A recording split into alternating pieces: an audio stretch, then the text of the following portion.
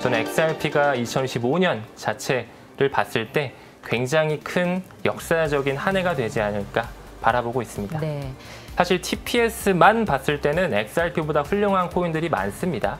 근데 이제 중요한 거는 정말 새로운 금융 표준에 있어서 리플렛이 어떤 역할을 하며 그들이 정말 품을 수 있는 하나의 자산 클래스인지 이 부분에 조금 더 포커스를 맞추는 게 중요할 것 같아요. 여러분 안녕하세요. 경제한방입니다. 지금 이 가상화폐, 특히 이 알트코인 시장을 놓고 좀 여러 가지 전망과 분석들이 나오고 있는데 그래서 모셨습니다. 리플 분석 전문가 문창훈 타임 레버리지 대표 함께하겠습니다. 네, 대표님 어서 오십시오. 네, 안녕하세요. 네. 반갑습니다. 트럼프발 이 관세 전쟁 속에서 지금 코인 시장도 뭐 안 좋잖아요. 사실 뭐 지금 거의 모든 자산이 다 녹아내리는 상황이긴 하지만 네네.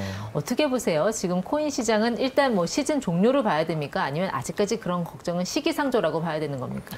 저는 후자로 바라보고 있고요. 지금 현재는 완전히 시즌 종료, 이제 아예 하락장이라기보다는 그렇게 크게 많이 깔아앉기보다 계속 개미털기 물량이 나오고 있고 거래량이 많이 동반되진 않았기 때문에 그 말은즉슨 기관들은 아직 계속 홀딩을 하고 오히려 스트래티지, MSTR이라든지 메타플래닝 같은 그런 기관들은 계속 사고 있거든요.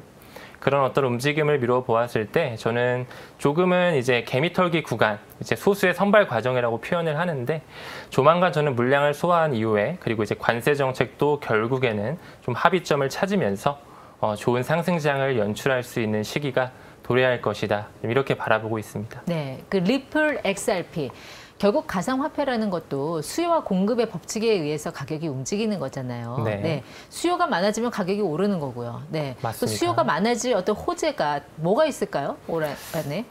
뭐 XRP에 대한 호재거리는 너무나 많이 남아있다라고 볼 수가 있는데 대표적으로 한 두 가지 정도만 말씀드리고 싶어요. 첫 번째로는 일단 소송의 마무리. 아직까지는 4년이 넘게 질질 끌어왔던 SEC의 법적 공방이 네. 100% 끝나진 않았습니다. 마침 오늘 새벽에 SEC 새 위원장이 취임을 했더라고요. 네, 맞습니다. 그래서 하나의 큰 발판이 될 수 있지 않을까. 이제 폴 애킨스 같은 경우는 워낙 친암호화폐 인사로 알려져 있고 과거에 시큐리타이즈라고 하는 블랙록과 함께 가는 그런 RWA 이제 자산의 토큰화 기반의 플랫폼 회사에 또 임원진으로 있었거든요. 네, RWA가 리얼 월드 에셋. 맞습니다. 네. 그래서 그런 어떤 그의 이력들을 좀 보게 되면 친암호화폐 인사이고 또한 그는 앵커리지 디지털이라고 하는 그런 하나의 주식 플랫폼에 굉장히 상당한 주식수를 또 보유하고 있기 때문에 암호화폐 산업을 더욱더 키울 사람이다 이렇게 네. 또 볼 수가 있어요. 그러니까 본인의 자산을 잃지 않기 위해서라도 어떻게 보면 정책적인 면에서도 신경을 쓸 수밖에 없겠네요. 네, 그렇습니다. 그리고 또 시기적으로도 이제는 법과 제도가 만들어지는 타임라인이 왔다 보니까 네. 굉장히 좀 기대가 되는 하나의 스탠스다 이렇게 볼 수가 있고 네, 첫 번째 요인 하나는 설명해 주셨고, 네, 두 번째는 뭔가요?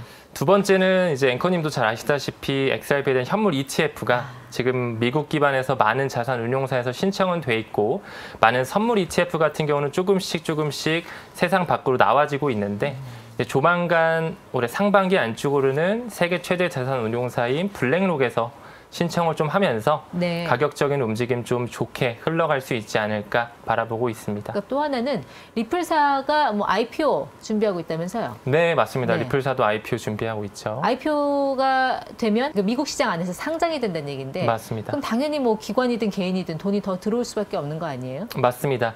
근데 이제 리플사 같은 경우는 우리가 초기 투자자를 한번 봤을 때 굉장히 초기 투자금 자체가 빵빵해요. 아마 앵커님도 많이 들어보셨을 뭐 CME 그룹이라든지 태국 최대 상업은행인 SCB 시암은행이라든지 뭐 엑센추어 그리고 디지털 커런시 그룹 여러 가지 자산 운용사뿐만 아니라 그 로스차일드 그룹과 연결되는 유대계 자본이 굉장히 깊숙하게 빼어 들어가 있기 때문에 네. 사실상 리플사는 IPO 당연히 목적일 수 있겠지만 그렇게 크게 급하진 않습니다. 또한 그들이 최근에 인수한 히든로드 이제 영국 기반의 최대 프라임 브로커리지 기업인데 12.5억 달러에 인수했거든요. 그리고 재작년에 메타코 인수라든지 트레잉글로의 지분 40%의 인수라든지 비트스탬프의 완전한 확보, 지분 확보 이런 것들을 미뤄본다면 리플사는 자금력 자체는 굉장히 여유가 있습니다. 하지만 그들 역시 어느 정도 돈 넣고 돈 먹기를 하기 위해서 IPO를 준비하는 건 당연하겠죠. 네, 미국의 2등 거래소. 크라켄이잖아요. 네. 크라켄도 IPO를 준비하고 있다고 하는데 이렇게 상장이 되면은 결국 투심을 자극하고 어떤 대중 그 투자자를 유입하는 기회가 될 수도 있다고 그렇게 보시는 건가요? 맞습니다. 너무 맞는 말이고 사실 IPO 하는 시기 자체를 우리 개인 투자자 입장에서는 너무나 중요하게 봐야 돼요. 왜냐하면 저번 사이클 2021년도 정확히 4월 20일 날짜까지 기억을 하고 있는데 그때 당시에 코인베이스가 상장을 했는데 딱 그때 당시에 비트코인이 피크치를 찍었어요. 그러니까 한마디로 그 유대계 자본이 움켜쥐고 있는 뭐 크라켄이라든지 이토로라든지 리플, 코인베이스는 이미 상장을 했지만 그런 어떤 암호화폐 플랫폼들이 상장을 하는 시기 자체가 약세장이 아니라 굉장히 그 개인들을 끌어올 만한 네. 불장의 한복판에서 폭죽을 터트린다. 이렇게 좀 볼 수가 있습니다. 지금 리플 가격이 한 3,000원 초반대에 형성돼 있잖아요. 맞습니다. 사실 트럼프 취임 이전에는 거의 뭐 동전 수준의 거래였고 네. 이제는 3,000원 정도까지 왔는데 이게 올해 안에 한 뭐 10,000원까지 간다 뭐 이런 전망도 나오고는 있더라고요. 대표님의 인사이트는 궁금해요. 커님 말씀처럼 XRP 지금 뭐 2,000원 후반 3,000원대 왔다 갔다 하고 있는데 뭐 올해 안에 10,000원 정도는 저는 충분히 무난하게 갈 수 있지 않을까 이렇게 생각은 하고 있어요. 근데 네. 뭐 그 시기적인 부분은 저도 신이 아닌지라 확신은 못하고 있지만 반드시 좋은 흐름은 나올 수 있다. 또 제 책 제목이 리플 빅뱅이잖아요. 네. 저는 XRP가 2015년 자체를 봤을 때 굉장히 큰 역사적인 한 해가 되지 않을까 바라보고 있습니다. 네. 특별히 그 많은 알트코인 중에서 XRP에 꽂힌 이유가 따로 있으실까요? 물론이죠. 네. 우리가 이제 뭐 암호화폐 시장에 투자한다고 했을 때 사실상 가장 먼저 들어보는 코인은 당연히 이제 BTC죠. 비트코인을 당연히 저도 먼저 공부를 했고 또 이더리움 채굴장을 운영하면서 이더리움이라는 것도 정말 미래의 끝까지 살아남을 수밖에 없는 하나의 스마트 컨트롤의 플랫폼이구나. 여기 위에 많은 스테이블 코인이 또 올라와 있고 많은 기관의 채택을 이더리얼 라이즈라든지 이더리움 기업 연합이라든지 컨센시스를 통해서 많이 기관의 채택이 있었구나 이런 걸 통해서 또 펀더멘탈적으로 많은 확신을 했는데 그럼에도 불구하고 제가 왜 리플 빅뱅이라는 책을 쓰면서 한 가지 코인에 좀 몰두하게 됐냐면 알트코인에 있어서 암호화폐 전체에 있어서 모든 자산 클래스에 있어서 수요와 공급 법칙에 따라 가격이 올라가는 거잖아요. 네. 그 말은즉슨 효용성, 사용성, 활용성 자체가 굉장히 높아야지만 끝까지 살아남고 가격이 오른다라는 그렇죠. 건데 그 유틸리티 면에서 가장 대장격을 보여주는 코인은 저는 XRP가 될 것이라고 바라보는 거죠. 네, 그 근거는 TPS 말씀하시는 거죠. 그 거래량, 초당 거래량. 거래량도 빠른 것도 무엇보다 있겠지만 거래량보다도 이제 금융망과 연결이 됐고 그 금융 엘리트 세력이 이 친구를 설계하고 만들었고 이 친구와 CBDC를 만들게끔 계속적으로 파일럿 테스트를 했다라는 거. 전 이런 부분을 좀 입체적으로 보면서 네. XRP가 정말 여러 가지 방면에서 지속적으로 성장을 하며 CBDC 세상이 왔을 때는 정말 큰 도매용 CBDC의 브릿지 커런시로 활용이 되겠구나. 이런 부분에 좀 확신을 가졌던 것 같습니다. 그렇군요. 비트코인이 초당 그 TPS가 한 몇 개죠? 한 6개에서 7개 정도 네. 됩니다. XRP 같은 경우는 XRP 같은 경우는 최소 1,500에서 많게는 네. 3,400 정도까지 끌어올릴 수 있습니다. 사실 효율성 면에서 보면은 뭐 솔라나, 이더리움도 굉장히 높잖아요. 네, 솔라나 같은 경우는 뭐 10만 단위가 넘어가기도 그러니까요. 하고요. 예. 이더리움 같은 경우는 사실 조금 느려요. 한 20에서 30 정도 왔다 갔다 하거든요. 그래서 사실 TPS만 봤을 때는 XRP보다 훌륭한 코인들이 많습니다. 근데 이제 중요한 거는 정말 새로운 금융 표준에 있어서 리플렛이 어떤 역할을 하며 그들이 정말 품을 수 있는 하나의 자산 클래스인지 이 부분에 조금 더 포커스를 맞추는 게 중요할 것 같아요. 그러니까 올해 그 미국 연준의 핵심 금융망의 그 규격이라고 하잖아요. ISO 20022 둘둘입니다. 예. 이게 이제 전환이 되면서 이게 리플 넷하고 연동돼 있잖아요. 지금 그거를 말씀하시는 것 같아요. 앵커님 말씀하신 것처럼 이제 뭐 연준의 페드와이어 펀드 서비스라고 하거든요. 이제 7월 14일을 기준으로 해서 연준, 미국 은행들이 돈을 옮기는 그 과정 커리큘럼 안에 새로운 표준을 넣습니다. 그게 앵커님 말씀해 주신 ISO 20022라고 하는 하나의 규격이고요. 이제 올해 스위프트망 자체도 완전히 송두리째 바뀌게 되는데 네. 그 타임라인 자체는 올해 11월 22일 1122 굉장히 또 수비학적으로 매우 매력적인 숫자인데 굉장히 중요한 타임라인이 그렇게 좀 두 가지가 설정이 되어 있기 때문에 올해가 굉장히 좀 XRP 가격 면에서는 기대가 된다 이렇게 보고 있습니다. 그러니까 이 스위프트망에 ISO 20022 그러니까 리플넷과 연동된 이 규격이 들어왔다라는 거는 그만큼 리플의 결제 솔루션이 글로벌 결제망에서 이제는 공식적인 호환이 가능해졌다. 이렇게 보면 되는 거예요. 네, 그렇게 되게끔 설계가 되어 있고 그렇게 시나리오가 흘러가고 있다. 저는 이렇게 바라보고 있어요. 자, 결국 근데 이제 리플의 가격이 이제 오를 것이냐, 투자자들의 관심은 그걸 텐데. 맞습니다. 네. 리플 XRP는 상당히 중앙화된 코인이잖아요. 네. 그 회사 자체가 그 에스크로 물량으로, 그러니까 잠긴 물량으로 갖고 있는 게 워낙 비중이 한 40% 높지 않습니까? 맞습니다. 그렇기 때문에 절대적인 가격이 오르기에는 어느 정도의 한계가 있다라는 그런 우려의 시선도 있거든요. 여기에 네. 대해서는 어떻게 보세요? 충분히 그런 시선이 있을 수 있다라고 봅니다. 일단 XRP 같은 경우는 중앙화된 성격을 띈 코인이죠. 이제 발행량 자체가 딱 확실하게 찍혀서 나온 1000억 개로 찍혀서 나온 코인이고 2019년 연말부터 해서 이제 리플의 CTO 데이비드 슈워츠가 총 발행량의 55%를 에스크로 물량에 잠궈 놓겠다. 550억 네, 개네요. 550억 예. 개. 그러면서 이제 매월 1일 날마다 은행한테 판매 또는 대여를 통해서 우리의 리플 솔루션 한번 써봐. XRP를 너희들이 한번 가치를 이동할 때 써보면서 네. 정말 효용성이 얼마나 있고 효율성이 있는지 써봐. 라고 하면서 꾸준히 줄어왔던 거죠. 예. 그래서 지금 현재는 550억 개가 아니라 한 380억 개 정도 남아있고 약 40억 개 정도는 또 리플사 자체에서 가지고 있어요. 지금 현재 XRP의 총 물량 중에 소각된 물량이 1370만 개 정도밖에 안 돼요.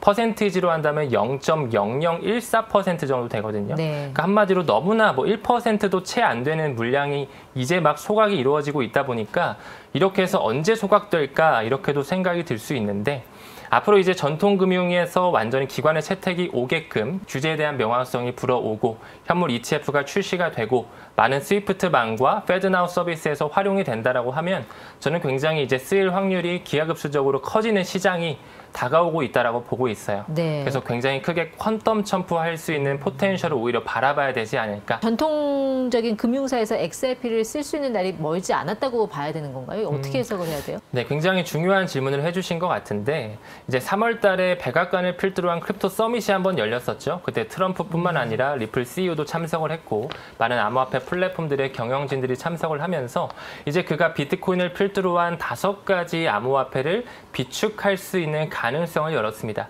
거기 안에 비트코인과 이더리움뿐만 아니라 XRP, 솔라나, 에이다, 이 미국 기반 메이드 인 USA의 5가지 코인들이 명시가 됐었죠. 굉장히 의미심장한 하나의 움직임이라고 볼 수가 있고 무엇보다 트럼프 취임 이후에 XRP가 가격만 오른 게 아니라 이제 사적으로 리플의 C레벨들, CEO뿐만 아니라 스튜어트 알데로티라고 하는 법률 책임자죠.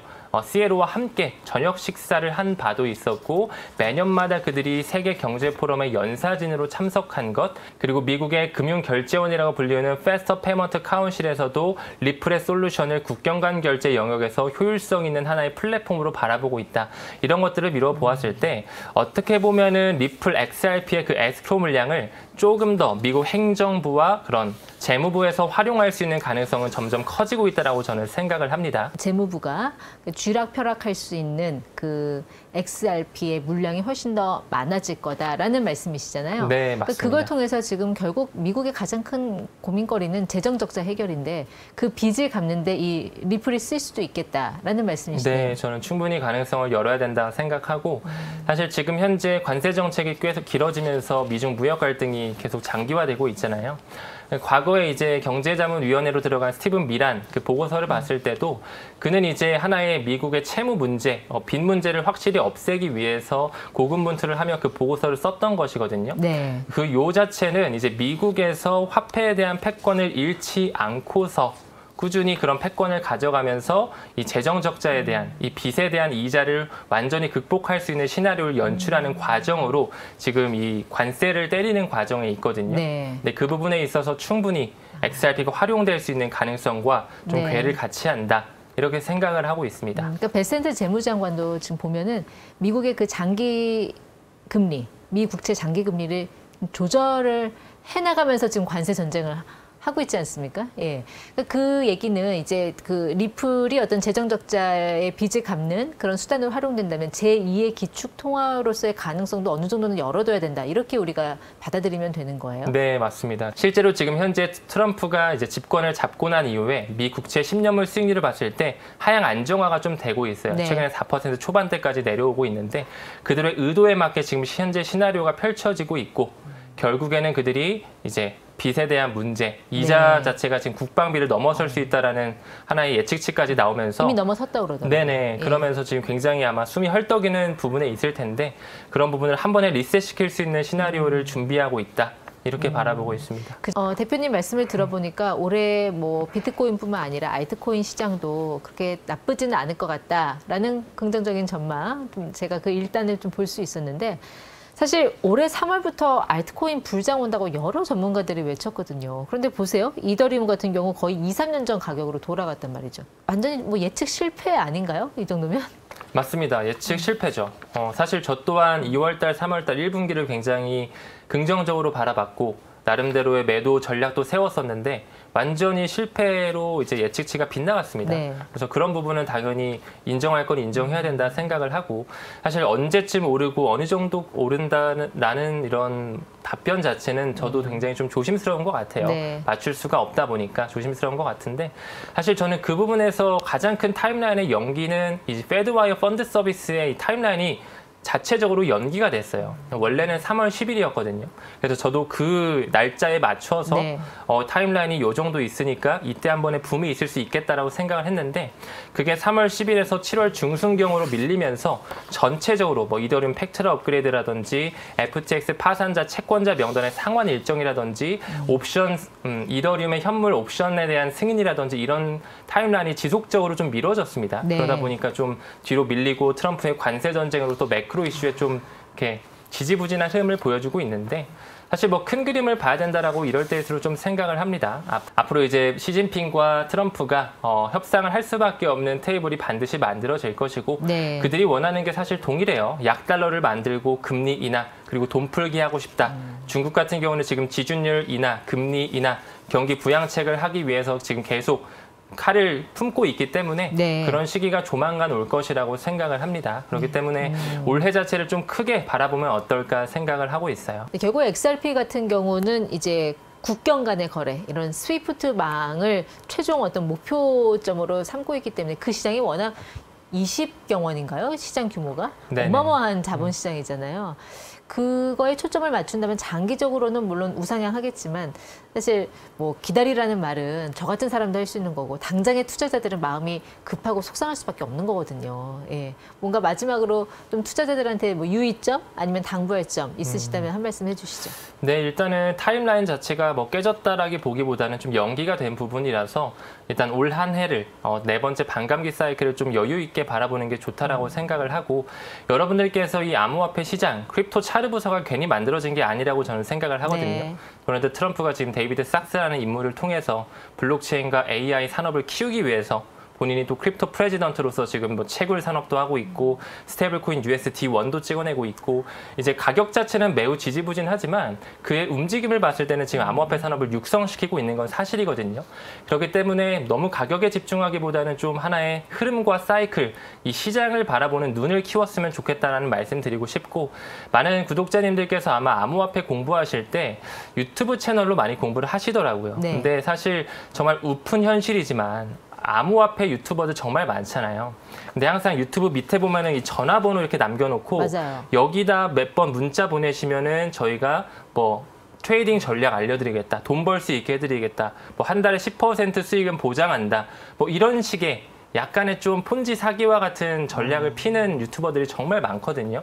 저희 구독자님들 중에도 그렇게 해서 피해를 입어서 오신 분들도 많으세요. 그래서 공부하시는 건 너무 좋은데 조금 더 이 유튜버를 바라볼 수 있는 눈도 좀 기르시고 뭐 책 같은 것도 좀 여러 가지 보면서 좀 공부할 수 있는 그런 분별력, 기사를 네. 바라볼 때도 조금 더 내가 걸러서 볼 수 있는 그런 눈을 기를 수 있는 그런 비전 투자자가 되셨으면 좋겠다. 네. 그래서 저도 지금 타임 레버리지라는 채널을 운영하고 있는데 혹시라도 리플 XRP에 대해서 좀 공부를 진정성 있게 해보고 싶다라고 네. 하시면 제 채널도 한 번씩 들려서 공부해 주셔도 좋을 것 같습니다. 알겠습니다. 우리가 투자할 때도 분산 투자를 하라고 하듯이 어떤 공부를 할 때도 너무 하나에 매몰되지 말고 좀 시각을 다양하게 넓혀서 분산 공부를 해라. 뭐 네, 이런 맞습니다. 취지로 받아들이겠습니다. 네, 문창훈 작가 함께했습니다. 고맙습니다. 감사합니다.